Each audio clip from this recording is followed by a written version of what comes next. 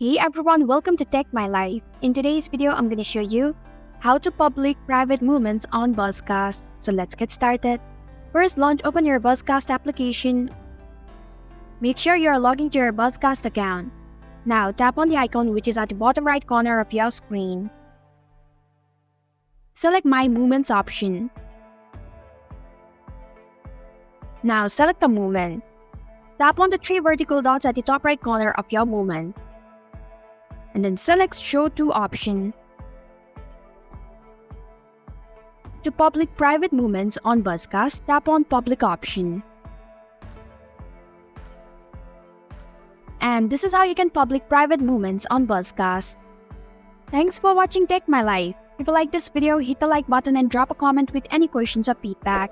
If you're new, subscribe and click the bell icon to stay updated on the future videos.